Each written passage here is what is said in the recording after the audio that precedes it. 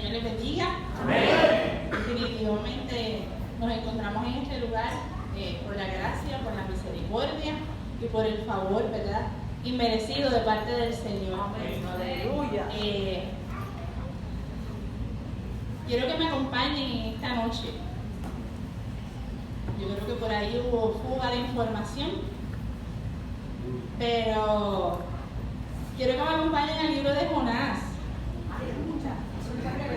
Exacto. Libro de Jonás, capítulo 1.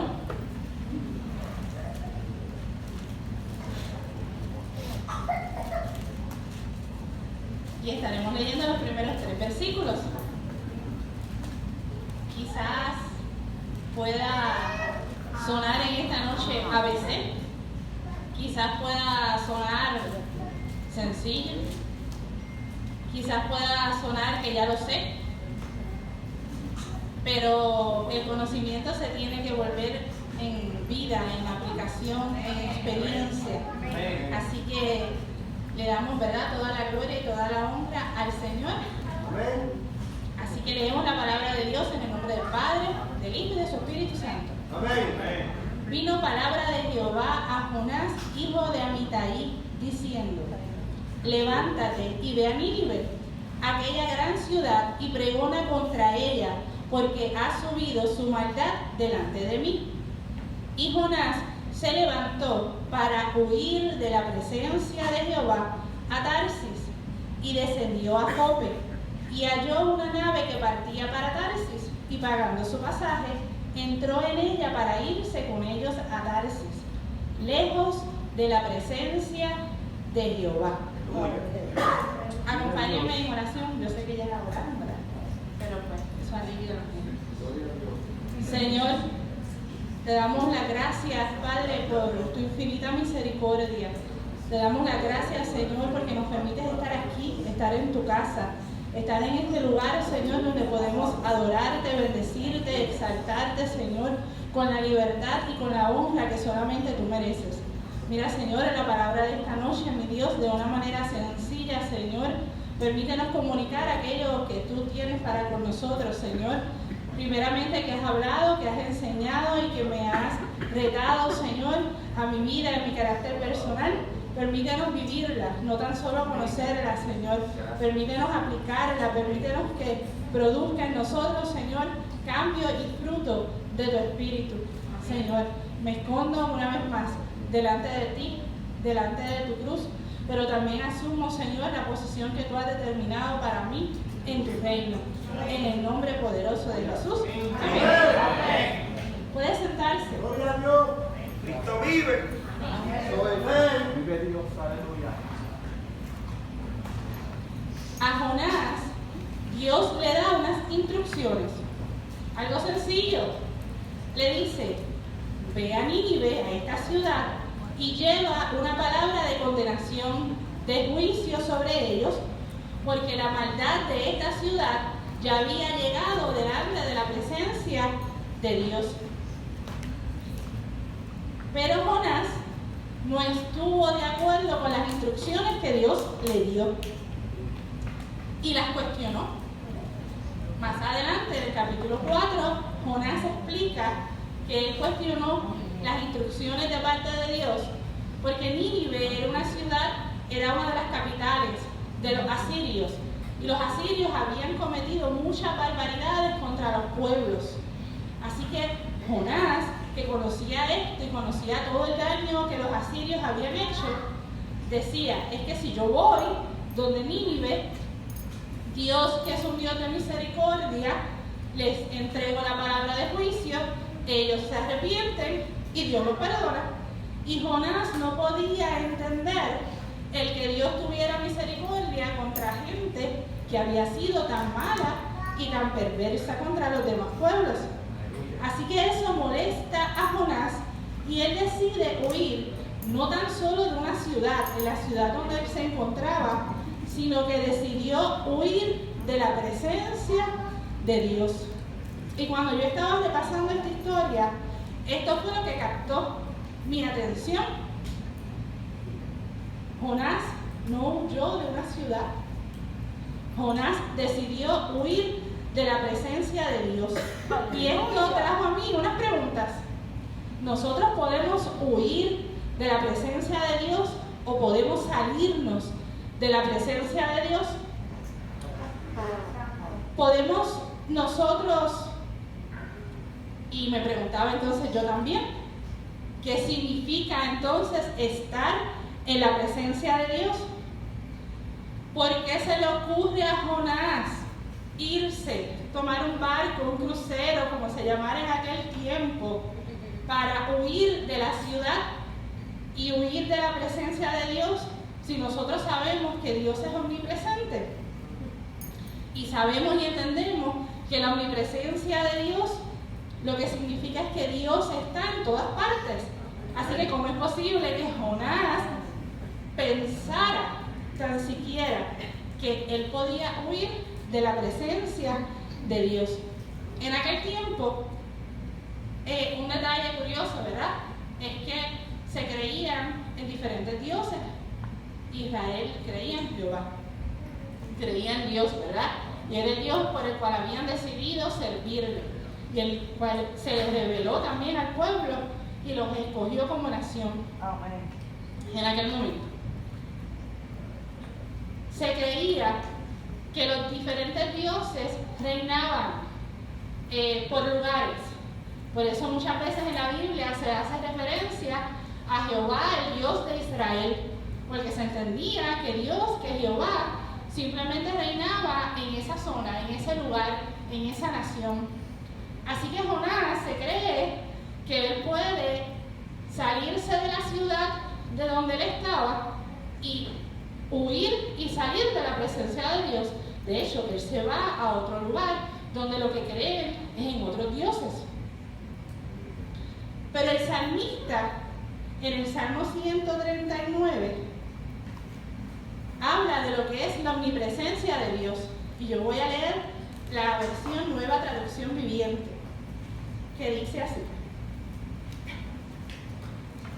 jamás podría escaparme de tu espíritu, jamás podría huir de tu presencia. Si subo al cielo, allí estás tú. Si desciendo a la tumba, allí estás tú. Si cabalgo sobre las alas de la mañana, si habito junto a los océanos más lejanos, aún allí me guiará tu mano y me sostendrá tu fuerza.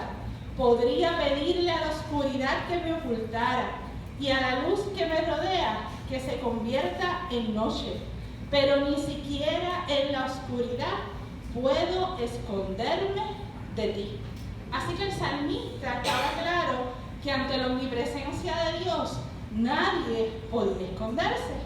Entonces, ¿por qué Jonás quiere huir? Porque una cosa es la omnipresencia de Dios y otra cosa muy diferente es la presencia manifiesta de Dios en la vida de sus hijos y en la vida de los creyentes. Entonces, ¿qué es la presencia de Dios? ¿Qué es lo que significa? Es algo muy interesante porque es difícil el poder describirlo con palabras, el poder encajonar lo que significa presencia de Dios en una definición.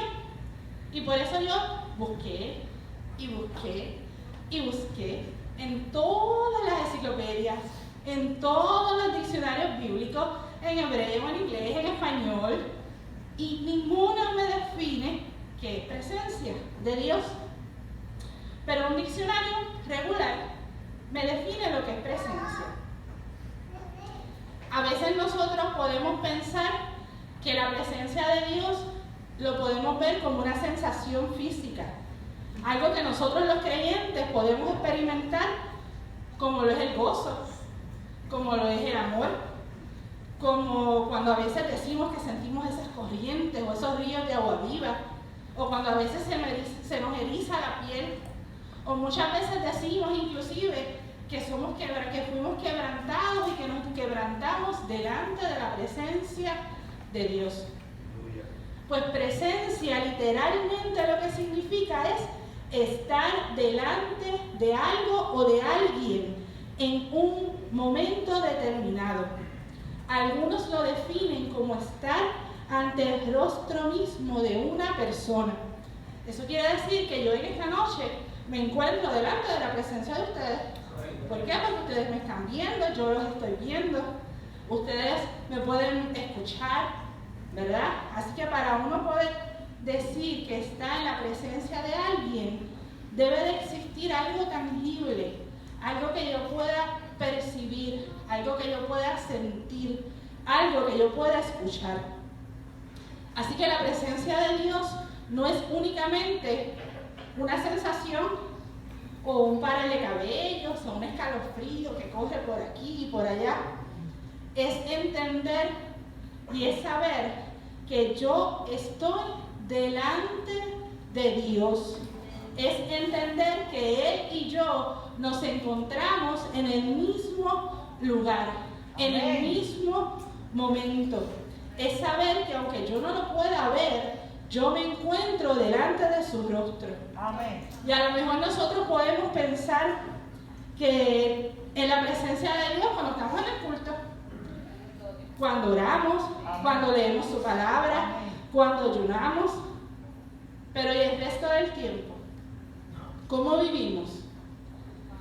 Mientras estudio, mientras trabajo, mientras cuido a los niños, mientras limpio, mientras salgo con mis amistades, mientras estoy en el supermercado con los afanes del día.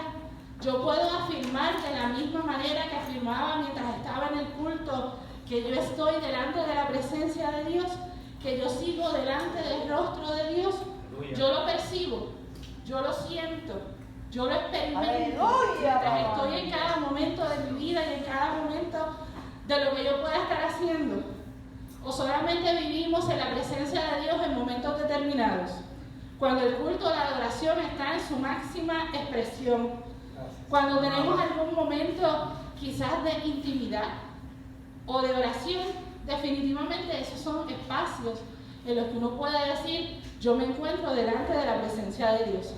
Pero la presencia de Dios no es un sombrero, no es una pieza de ropa o es un accesorio que yo me coloco cuando vengo al culto o me lo quito cuando salgo de ella, o cuando yo quiero sentirla o cuando yo la necesito, entonces yo siento y busco estar en la presencia de Dios. La presencia de Dios no tiene un switch que cuando yo llego a la iglesia le doy on y cuando digo el último gózate le doy off. El decir que nosotros tenemos o que vivimos en la presencia de Dios es el entender que nosotros caminamos con Él en todo momento, que nosotros estamos delante de su rostro en todo momento, en cada instante de nuestras vidas, que nosotros se supone que lo podamos percibir, que Él pueda ser tangible a cada segundo de nuestras vidas, que Él y yo ocupamos el mismo lugar siempre. Y que los afanes del día, los afanes de la vida, no me hagan pasar desapercibido la presencia de Dios. Porque su presencia en nosotros, su presencia, el yo estar delante de Él, tiene que ser de una manera permanente y no de una manera intermitente. Porque cuando yo entiendo que yo estoy delante de la presencia de Dios, que yo estoy delante del rostro de Dios, entonces yo soy sensible a su voz. Yo entiendo y escucho y comprendo cuando Él me está dando instrucciones, cuando Él me quiere enseñar o revelar algo, cuando Él me quiere advertir de algo. Y aun cuando Dios está en silencio, Él está en medio de nosotros y con nosotros. Es entender que para cada paso que nosotros damos, Él está presente y nosotros tenemos que contar con Él.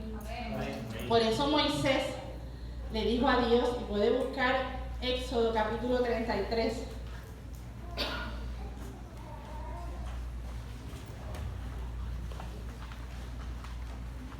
En este capítulo, Dios le daba instrucciones a Moisés y le decía que él y el pueblo entraran a la tierra que Dios ya les había prometido. Y Jehová, Dios, le hace una afirmación a Moisés. le dice, mi presencia irá contigo y te daré descanso. Pero Moisés como que, yo no sé si es que no entendió, o a lo mejor él quiso afirmarla. Y Moisés en el versículo 15 dice, y Moisés respondió, si tu presencia no ha de ir conmigo, no nos saques de aquí. Ya Dios se lo había dicho. Porque Moisés quería reafirmar y decirle, exacto, si tu presencia no está conmigo, no inventes, yo no me voy a mover. Yo no voy a tomar una decisión, yo no voy a dirigir a este pueblo, yo no voy a entrar a la tierra prometida si tú no estás conmigo. Literalmente en el original, cuando Dios le dice a Moisés, mi presencia irá contigo y te daré descanso, le dijo, mi rostro irá contigo.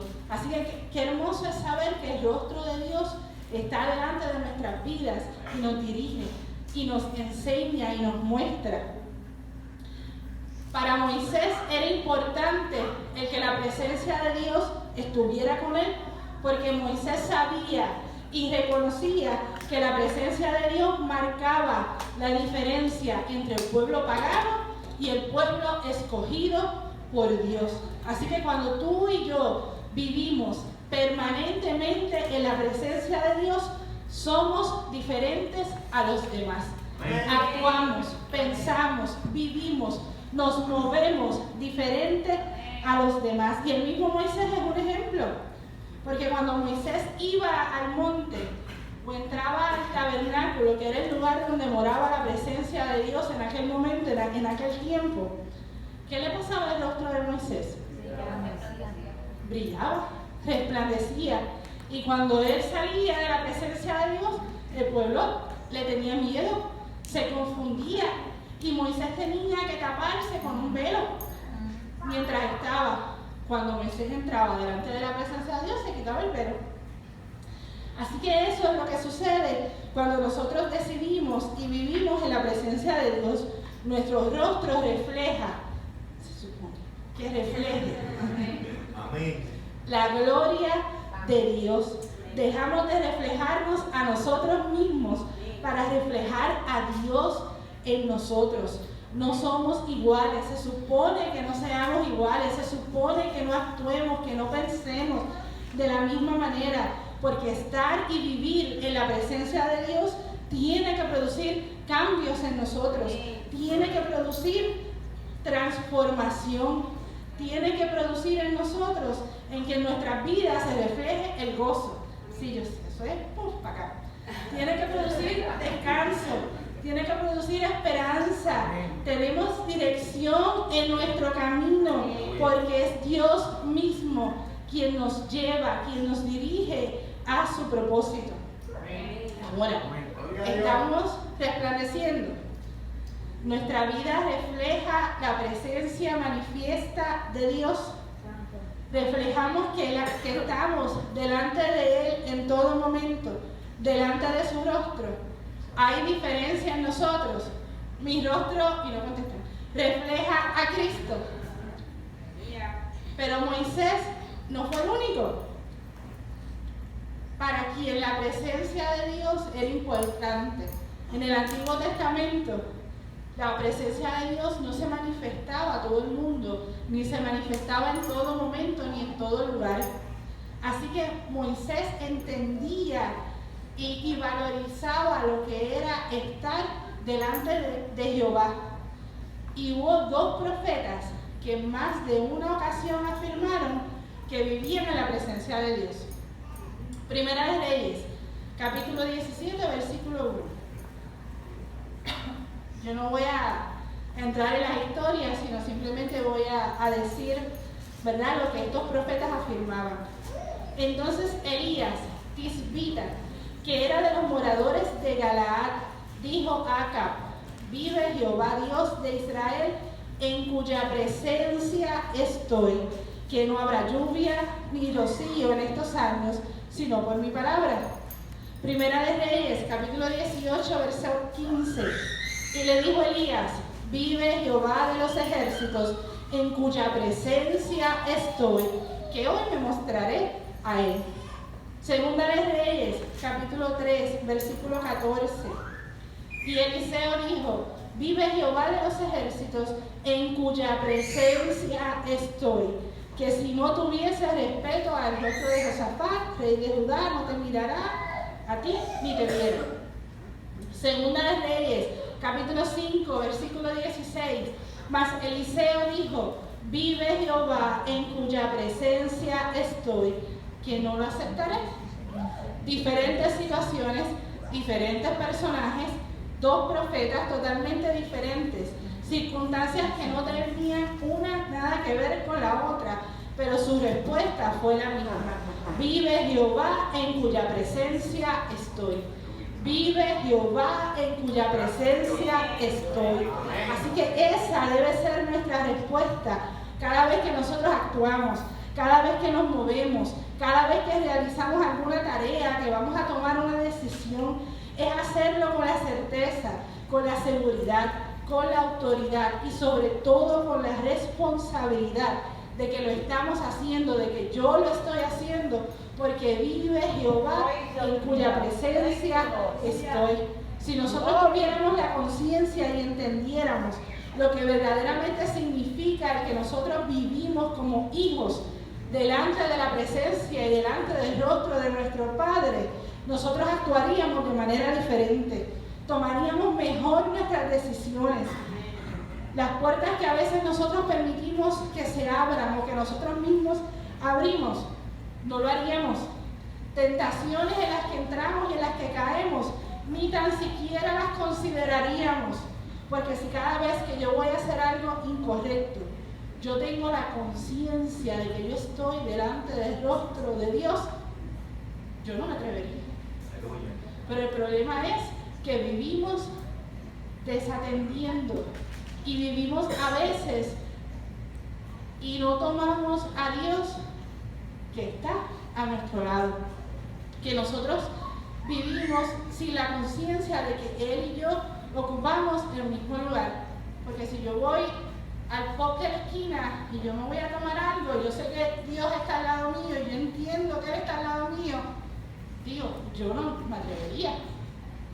Pues es lo mismo, aunque no lo vea, se supone que mi vida perciba su presencia. Se supone que de manera tangible, yo como hijo, yo como creyente, tengo que decir: vive Jehová, en cuya presencia yo estoy. Entonces, no me he olvidado de Jonás.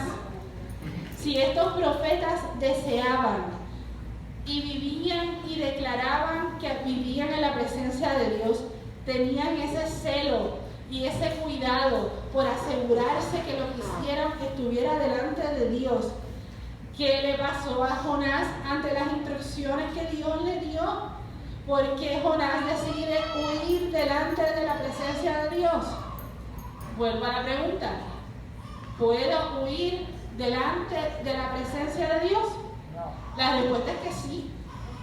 Yo no puedo huir de la omnipresencia de Dios porque Él está presente en todos lados. Pero de su presencia manifiesta, yo me puedo salir. Eso fue lo que intentó hacer Jonás. Dios le dio unas instrucciones a él y Jonás desobedeció. Ya sea, como dicen algunos escritores, que le dio temor, que tuvo duda, que se enojó, que se frustró, desobedeció. Y esto lo hizo desear alejarse de la presencia de Dios. Pero Jonás no es el único ejemplo, o no es el único caso en la Biblia que la desobediencia produce el querer alejarse de la presencia de Dios. Adán y Eva. ¿Qué hizo Dios también? Dios se paseaba, caminaba con ellos en el huerto, en el paraíso. Dios le da unas instrucciones. Tienes todo a tu disposición. Gobiernas todo. Solamente te pido que no comas de un árbol. Eso fue todo. ¿Y qué ellos hicieron? Desobedecieron. Comieron del fruto, no de la manzana. ¿Y qué hizo? ¿Y qué fue lo que ellos hicieron? Vamos a Génesis capítulo 3, versículo 8.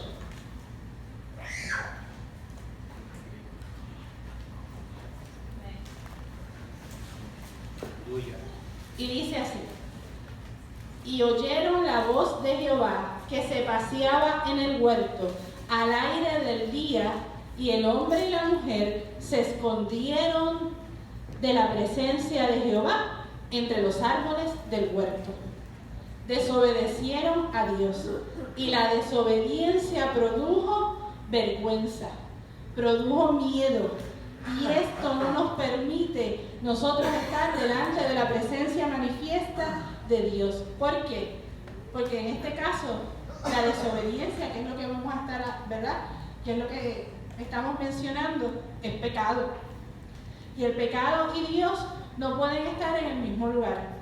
Así que si en mi vida hay pecado, si en mi vida hay cosas que no le agradan a Dios y yo permanezco en esa conducta y esas conductas no se van de mi vida, la presencia de Dios no se puede manifestar. El pecado y Dios no pueden ocupar el mismo espacio.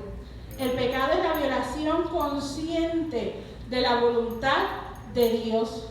Así que todo lo que yo haga de manera consciente que vaya en contra de la voluntad de Dios me aleja de su presencia, me aleja de su rostro. Pero Él no es el único. Otro ejemplo. Qué difícil. Gloria a Dios.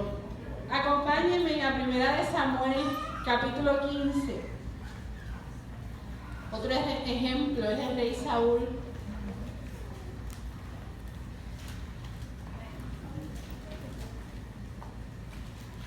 En el versículo 3, miren las instrucciones que Dios le da a Saúl. Ve pues y hiere a Amalec y destruye todo lo que tiene y no te apiades de él.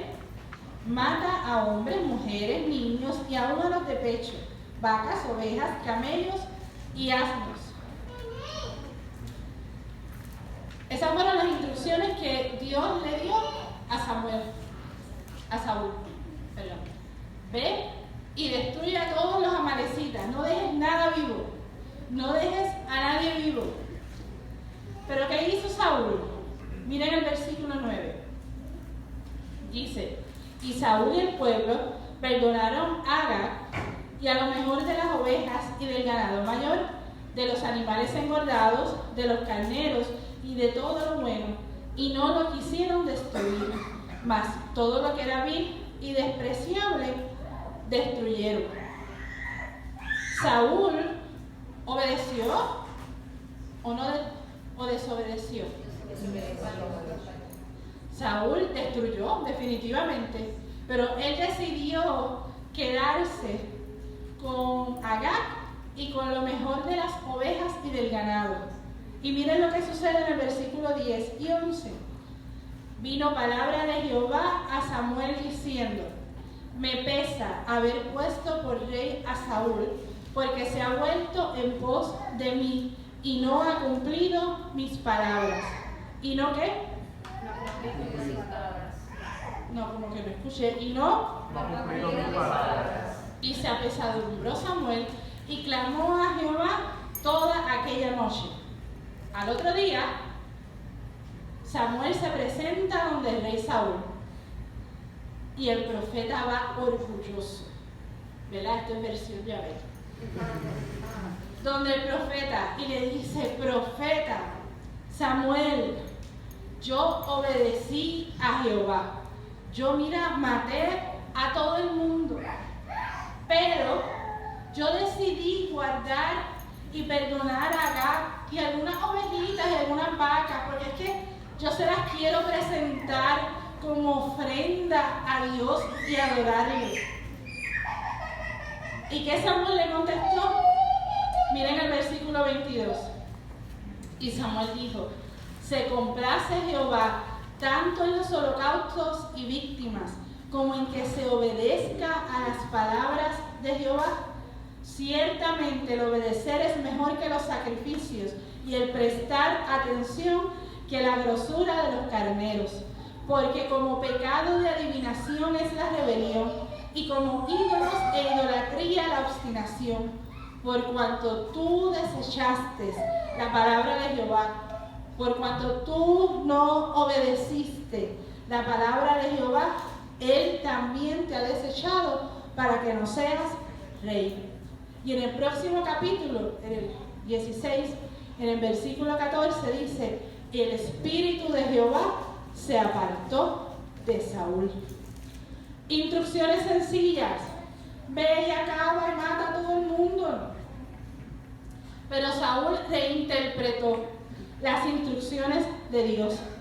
Saúl los destruyó, pero no cumplió en la totalidad lo que Dios le había pedido.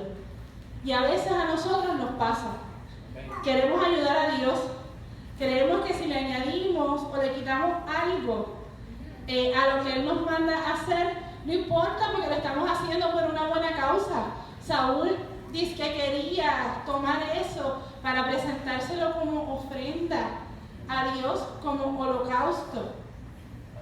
Pero eso sigue siendo desobediencia. ¿Y cuál fue la consecuencia? Que el espíritu de Jehová estuvo fuera de él. Y qué fuerte la respuesta de Samuel, ¿verdad? Perdón. Dice: se complace Jehová tanto en los holocaustos y en las víctimas como en que se obedezca a las palabras de Jehová. Eso quiere decir que de nada me sirve una adoración, una ofrenda que yo pueda presentarle a Dios.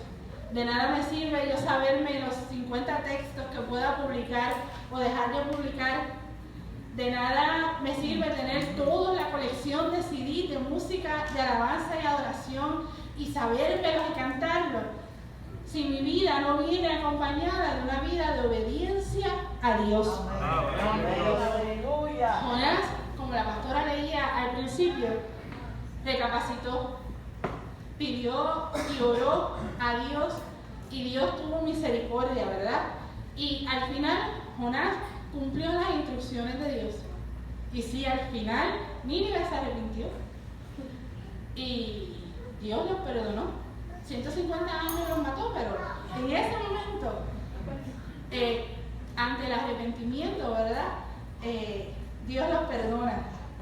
Pero para Adán, para Eva, para Saúl y para otros personajes más que quizás pudiéramos mencionar, la desobediencia les costó quedarse fuera de la presencia de Dios. Se quedaron sin la cobertura de Dios, se quedaron sin su respaldo, sin el acompañamiento de Dios en sus vidas por desobedecer.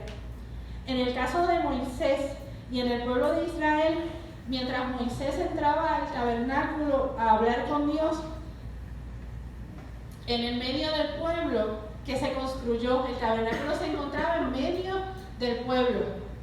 Pero el pueblo, en una de esas salidas de Moisés a la presencia de Dios, decide construir un becerro. Y fundieron el oro, y a lo mejor ustedes, yo sé que saben esa historia. ¿Y qué hizo Moisés? Moisés se enojó, ¿verdad? Y respondió. Pero Moisés movió el tabernáculo fuera del pueblo.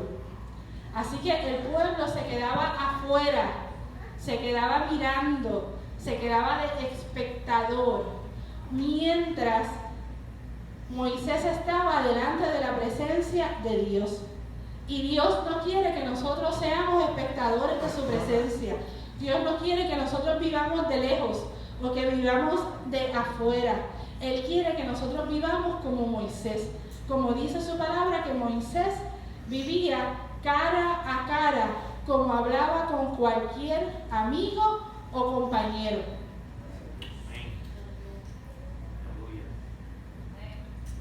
Bendito sea el nombre del Señor. Gloria a Dios.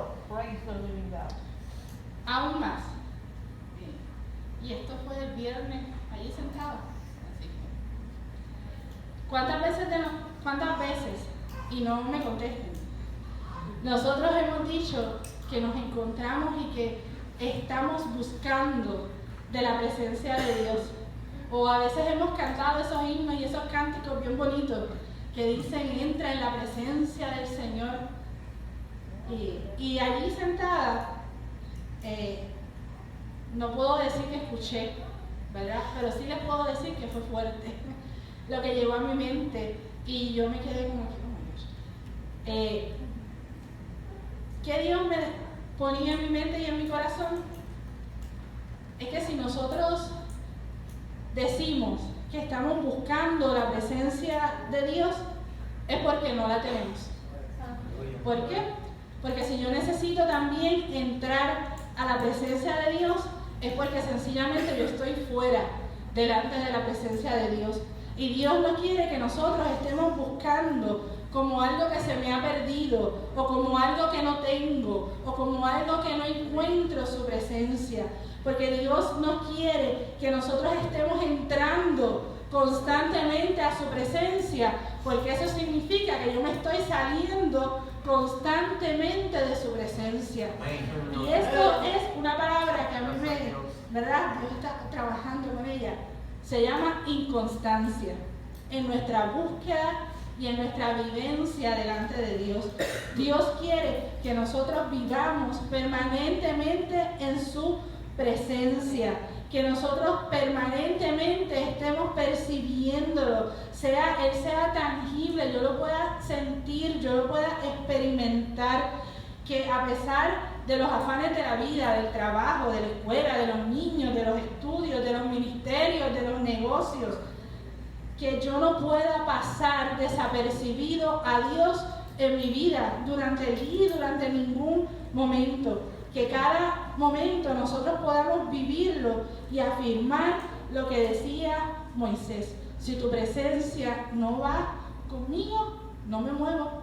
Si tu presencia no está conmigo, no tomo la decisión. Si tu presencia no está conmigo, yo no camino. O como también afirmaba, ¿verdad? Y un detalle, esto es un paréntesis. A Moisés es algo interesante porque Moisés no pedía que la presencia de Dios estuviera con el pueblo. Moisés pedía que la presencia de Dios estuviera con él. ¿Por qué? Porque nosotros no podemos tampoco vivir recostados, ¿verdad?, de la presencia de Dios. Nosotros no podemos vivir recostados de que los pastores, de que los líderes, de que mi esposo, de que mi esposa sean los que vivan delante de la presencia de Dios y yo estoy como espectador.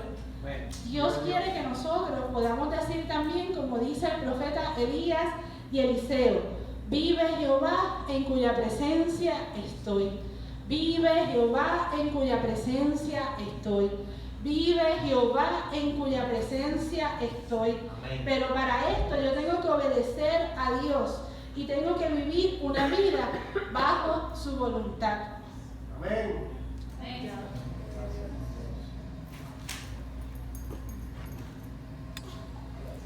Y si hasta aquí no me han entendido, ¿dónde va? Esto es Yahvé. ¿Cómo Yahvé lo puede ver? La presencia de Dios. Y yo estoy debajo de ella, delante de ella, en todo momento. Yo me dirijo y camino delante de la presencia de Dios. Y si Frances está con ella le tiene miedo, yo la mujer. Si Frances está debajo, delante del rostro de Dios, delante de la presencia de Dios, y Dios le da las instrucciones y le dice muévete y abraza a Lunas.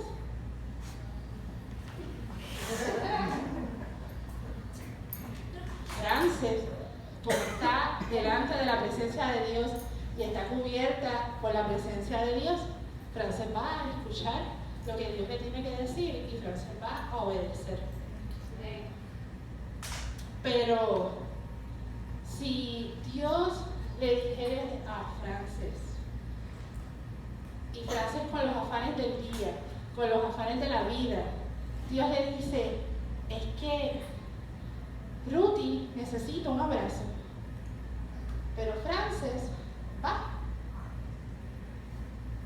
y abraza a Jessie. Fue algo bueno, ¿verdad? Fue lindo. ¿Pero fue lo que Dios le mandó hacer? No. ¿Dónde está la presencia de Dios?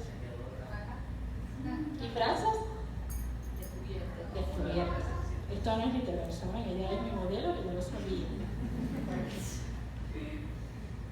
Y Dios quiere que todo el tiempo, todos los días, no importa lo que nosotros hagamos, no importa lo que nosotros decidamos, no importa lo que nosotros actuemos,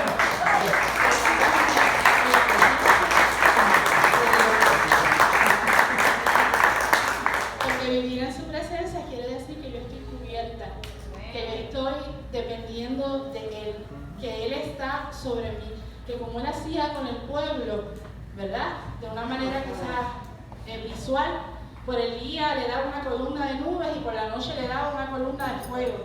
Esa era su presencia manifiesta, dirigiéndolos en aquel momento. Y eso es lo que quiere Dios. Y el viernes también Dios me dio el título, porque no se los he dicho, de la reflexión. Y con esto yo termino. Y fue una pregunta. ¿Estamos buscando o viviendo? Así que el Señor lo bendiga.